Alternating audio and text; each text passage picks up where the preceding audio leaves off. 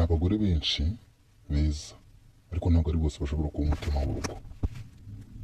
Hari ibintu byihariye rero bigaragaza umugore ushobora kubaka urugo rukomeye rwuzuye amahoro n'urukundo. Ibyo bintu nabiguteguriye.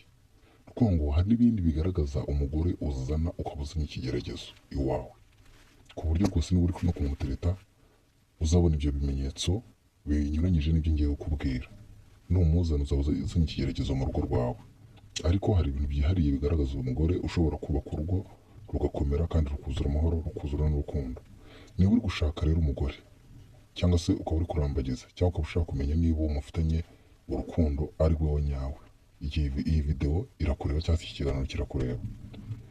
Banza ukore subscribe tubone gukomeza. Kanda kuri subscribe ndakwinginze, dukomeze kugira ngo tuzajye tujyana mu biganiro byose. Muri ibi bintu 15 biranga umugore wa nyawe, ikintu cya mbere ni uko yubaha.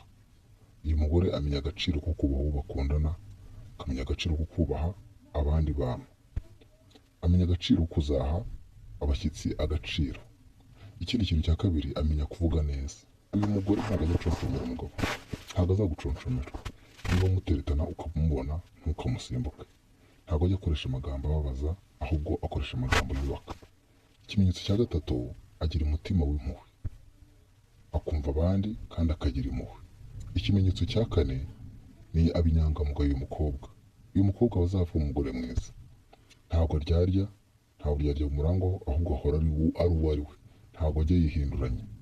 Nanone uyu mukobwa, ikimenyetso cya gatanu, yiyitaho. Uyu mukobwa amenya kwita ku rugo, akamenya kwita ku mubiri we, akamenya kwita ku myenda, akamenya amavuta yisiga. Azi kwita ku rugo, ku muntu bakundana ndetse no ku buzima bwe. Uyu mukobwa azagutunguza impano, urugero nk'umukandara, ishati, inkweto, kubera yuko azi kwita ku bintu, yiyitaho kandi akita no ku mukunzi we. Uyu nguyu aba azakubera umugore muzima. Nanone ikimenyetso cya gatandatu, uyu mugore cyangwa se uyu mukobwa uzasanga azi kwihangana. Mu rugo habamo ibibazo byinshi, urugo rugira ibigeragezo byinshi, byaba biturutse ku barwubatsi cyangwa se biturutse ahandi ku ruhande, ariko uyu mukobwa numurambagiza uzabona azi kwihangana, bikazakubera ikimenyetso cy'uko azihanganira ageze mu rugo. Nanone kandi uyu mukobwa agira icyerekezo, ntabwo abaho gusa afite intego, ntabwo abaho gusa abera aho ngaho gusa, agira intego. Ibintu bibabaza abasore cyane ni ukuzana umukobwa ugasanga ntabwo yigeze asevinga na gato kuri banki, ugasanga kuri banki afiteho nk'ibihumbi 2 by'amanyarwanda. Ni ukuvuga ngo uyu mukobwa nta kintu aba azamarira urushako, ahubwo umukobwa wa nyawe agira icyerekezo kandi akagira intego mu buzima. Ikimenyetso cya 8 ni uko umukobwa wabarira, ntabwo muzakusurizanya ngo mukomeze mwirukanka ibishugunda buri wese ari ukwe, oya, ntabwo ahora n'inzika. Ikindi cya kabiri, ntabwo yishimira kuba atari kuvugana n'umukunzi we. Hanyuma rero ikimenyetso cya 9 ni uko uyu mugore agira ubwenge bwo mu mutwe, afata ibyemezo neza, agatekereza kure. Ni wa mugore ushobora gutekereza ibijyanye no kugura inzu, kugura isambu, kugura imodoka ndetse no kugura indege. Uyu mugore amenya ibintu bijya mbere, ntabwo ari wa mugore uhora ufatira imyanzuro.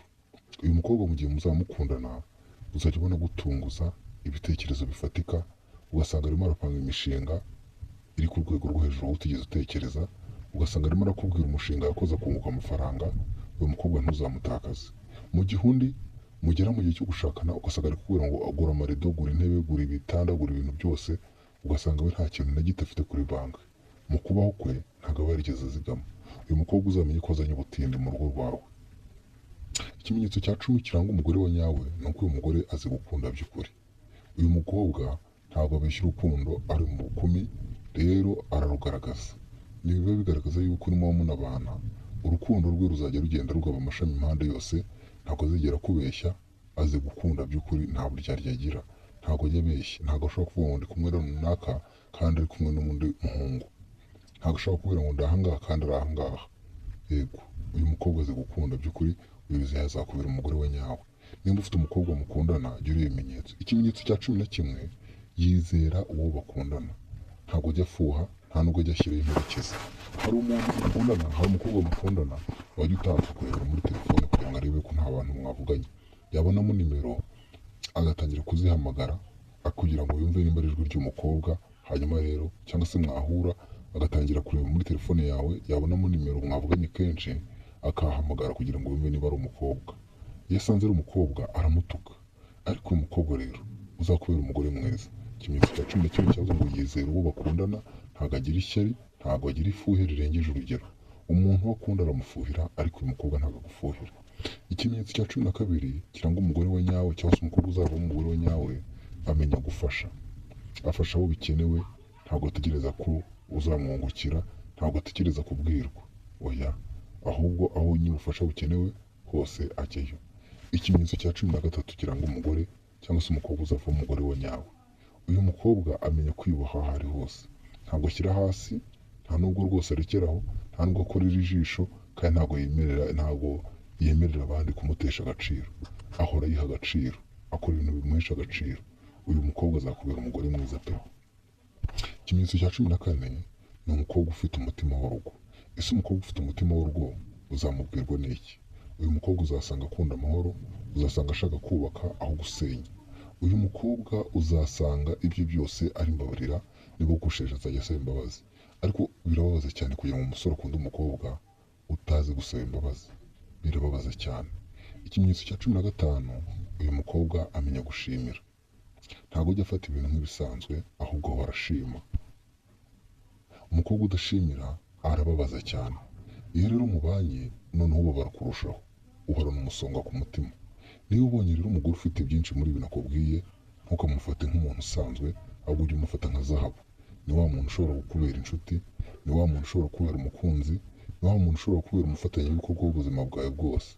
None se reka mbabaze, wowe wabonye umukobwa umeze gutya? Andika hasi muri komenti tubiganire.